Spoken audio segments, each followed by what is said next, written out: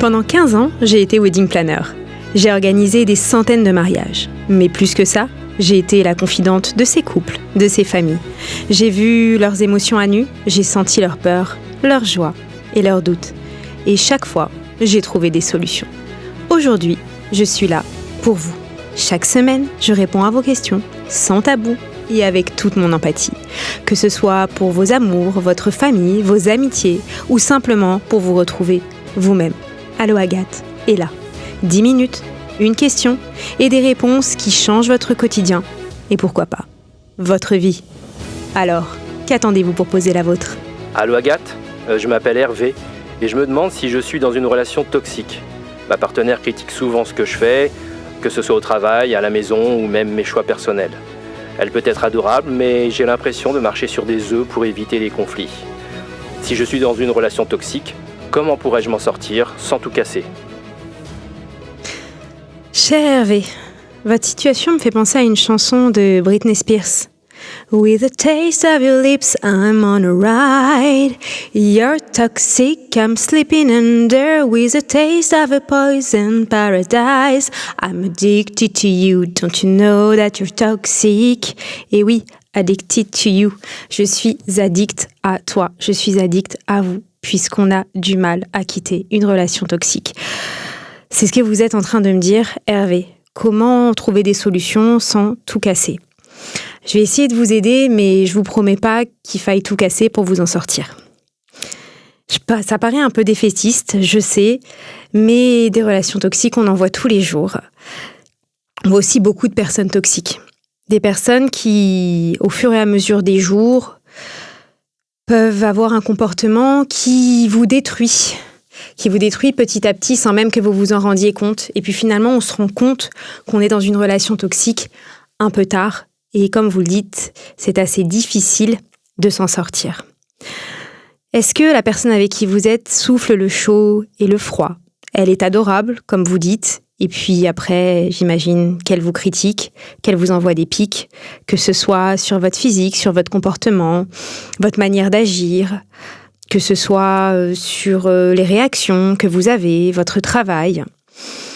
Et puis, au fur et à mesure du temps, ce sont des choses qu'on ne supporte plus, puisqu'elles sapent notre confiance en nous, elles sapent votre estime de vous-même. Alors, qu'est-ce que vous pouvez faire, Hervé ? Vous pouvez d'abord, si vous avez encore du courage, vous pouvez aller faire une thérapie de couple, par exemple. Il faut que la personne avec qui vous partagez votre vie soit apte à écouter et à se remettre en question. Et peut-être que vous aussi, il faudrait que vous vous remettiez en question, puisqu'il est hors de question que vous continuiez à accepter ce type de comportement.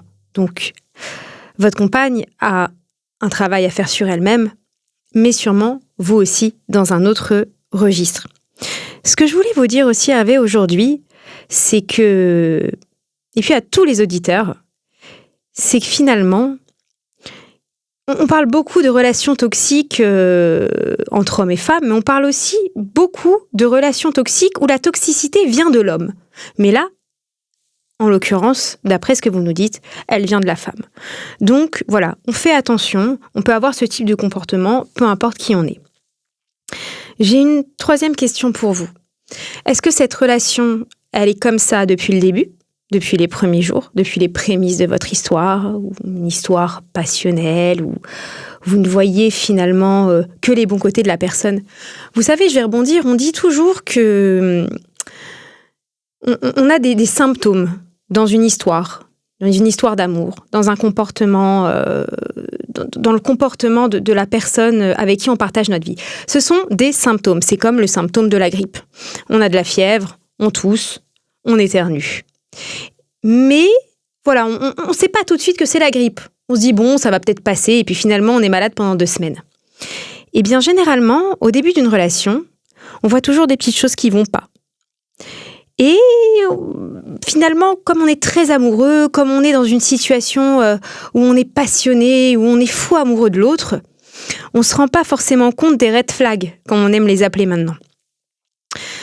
Alors ma question, et je reviens dessus, c'est Est-ce que c'est comme ça depuis le début?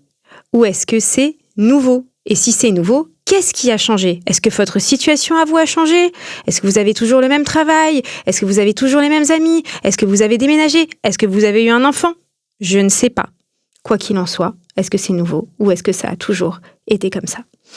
Vous pourriez aussi vous demander quelle serait votre relation idéale. Quelle serait votre compagne ou votre compagnon idéal? Alors, c'est une petite liste assez simple à faire. Et puis j'imagine que les premières des choses que vous allez écrire, ce sera « Je ne souhaite pas que cette personne soit comme la personne avec qui je suis aujourd'hui ». Ce que je vous conseille aussi, c'est d'essayer de mettre des limites, puisque c'est généralement parce qu'on ne met pas de limites que la personne en face se permet d'aller toujours un peu plus loin dans la critique et dans la toxicité. Et ensuite, elle nous détruit petit à petit. Mais ça, c'est parce que vous l'acceptez.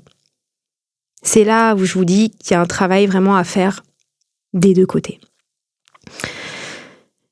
Moi, je pense, Hervé, qu'il est temps de sauver votre peau.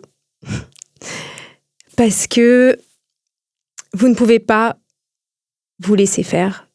Vous ne pouvez pas vous laisser détruire. Personne n'a le droit de vous critiquer. Personne n'a le droit de vous juger. Vous êtes une personne formidable. Chaque être humain sur cette terre est une personne formidable, est une personne unique. Et je vous assure que d'une manière ou d'une autre, vous trouverez quelqu'un qui partage vos passions, vos joies, qui partage les bons moments, les moments les plus compliqués de votre vie, qui sera toujours là pour vous et qui vous acceptera comme vous êtes. Sachez que vous n'êtes pas seul, que des millions de gens sur cette terre vivent la même chose, que parfois, malheureusement, ils s'en rendent compte trop tard. Arrêtez de souffrir, restez vous-même, ne changez pas. Discutez, essayez de communiquer autant que vous le pouvez, toujours dans un endroit public de manière à ce que la personne évite de prendre le dessus, qu'elle vous désarçonne. Voilà Hervé, ce que je pouvais vous dire aujourd'hui. Sachez que je suis là pour vous, que personne n'a le droit de vous dire ce que vous devez faire, comment vous devez penser et comment vous devez diriger votre vie. Je vous comprends pleinement. Je vous souhaite une excellente journée et je vous dis à la semaine prochaine.